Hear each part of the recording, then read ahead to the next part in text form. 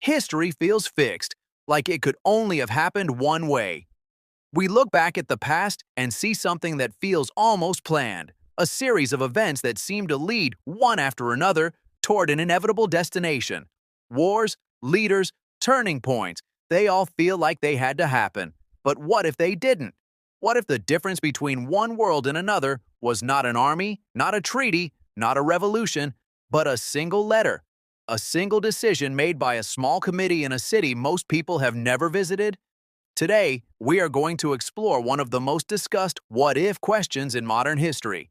Not to excuse anything, not to rewrite the past, but to understand something important, how fragile the path of history really is, and how much can depend on one closed door. By the end of this video, you may never look at a turning point the same way again. To understand the question, we have to go back, before the speeches, before the war, before all of it. In the early 1900s, a young man named Adolf Hitler was living in Vienna, Austria. He was not a politician. He was not a soldier. He was, by his own belief, an artist. He sketched buildings. He painted landscapes. He spent his days walking through the city, studying its architecture, and imagining a future for himself in the world of art and design. A biographer once noted, art was not just a hobby for Hitler. It was the identity he had built for himself. He applied to the Academy of Fine Arts in Vienna, one of the most respected art schools in Europe. He applied in 1907. He was rejected. He applied again in 1908. He was rejected again. The rejection hit him hard. According to historical records, the Academy's evaluators felt his work showed talent for architecture, but lacked the figure-drawing skills needed for fine arts.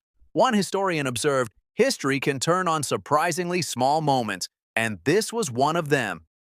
After the second rejection, Hitler's life in Vienna became difficult. He lost his mother. He lost his financial support. He drifted. He slept in shelters. He sold small paintings on the street to survive. It was during these years, poor, angry, and feeling cheated by the world, that his thinking began to darken. He spent hours reading political pamphlets. He absorbed conspiracy theories. He found people to blame for his failures. A biographer wrote, "The Vienna years were where the bitterness took root." So, what if the Academy had said yes? Let us walk through this carefully, not as fantasy, but as a serious exploration of possibility. If Hitler had been accepted in 1907, his life in Vienna would have looked completely different. He would have had structure, a community, a sense of purpose and belonging.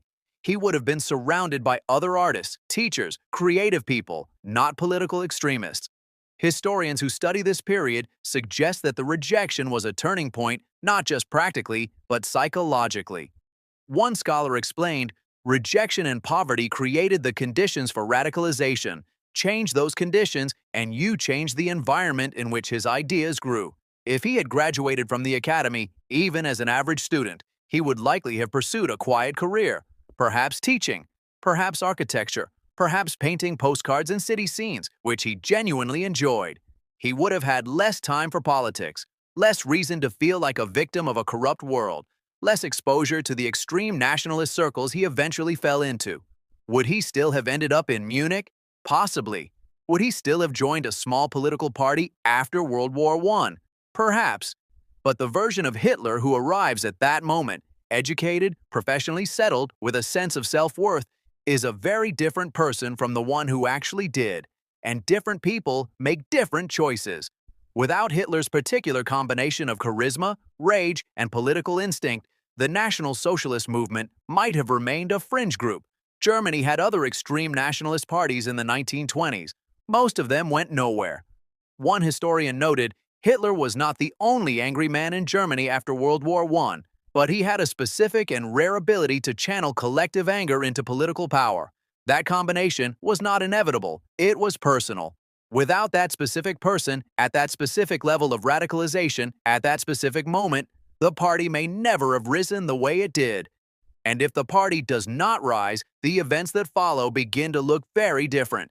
The annexations, the invasions, the systematic mass murder of millions of people. These did not happen automatically. They happened because specific decisions were made by a specific person who had the power to make them. Change the person, change the decisions. Now, we have to be careful here. Alternate history is fascinating, but it has limits. Germany after World War I was in a deeply unstable condition. The economy had collapsed, the government was weak. Millions of people were angry, unemployed, and looking for someone to blame. The conditions for extremism existed whether Hitler was an artist or not. It is possible, some historians argue quite strongly, that if Hitler had not emerged, someone else would have filled that space. Different face, similar message. One scholar put it this way: Hitler did not create the anger, he used it. The anger was already there. World War II, in some form, may have happened anyway. The tensions in Europe were enormous. The unresolved bitterness from World War I was real and widespread. What we cannot know, and must be honest about, is how different that version of history would have looked. Would it have been less brutal? Possibly. Would the Holocaust have happened exactly as it did under a different leader? Historians are divided. Many argue that the Holocaust was not inevitable, that it required Hitler's specific obsessions and his specific willingness to pursue them at any cost. We also cannot reduce the causes of World War II to one man's rejection from an art school. That would be too simple. History is always shaped by many forces, many people, many systems working together. But within all of that, individuals still matter, choices still matter, and sometimes one person in the right place at the right time changes everything. Why do so many people find this question so compelling? It is not just about Hitler or World War II or even history itself. It is about something deeper. Human beings are drawn to turning points. We are drawn to the moments where everything could have gone differently because it reminds us that the world is not fixed, that the future is not written, that choices, even small ones, carry enormous weight. When we ask, what if Hitler was accepted into art school, we are really asking something much bigger. How much does one person matter? How much does one decision matter? How much of what happens in the world is the result of huge historical forces? And how much is just luck? It is an unsettling question. Because if history can turn on a rejected application, then it can turn on anything. On a phone call, on a conversation, on a moment of kindness or cruelty that nobody records. That is not a comfortable thought, but it is an important one. We will never know what would have happened if that academy in Vienna had opened its doors to a 20-year-old art student in 1907. We cannot run the experiment. We cannot see the other timeline. We can only sit with the question and let it do what good questions always do: make us think more carefully about the present.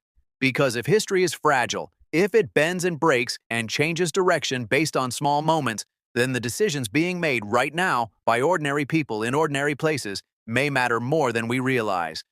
History is not always changed by generals or governments. Sometimes it is changed by teachers, by committees, by the people who decide who gets in and who doesn't. Sometimes the most important moment in the story of the world is one that nobody notices at the time. A young man stands outside a building in Vienna. He waits for an answer. The answer comes back, no. And the world, for better and for worse, is never the same again. Sometimes history turns on the biggest events imaginable, and sometimes it turns on one closed door.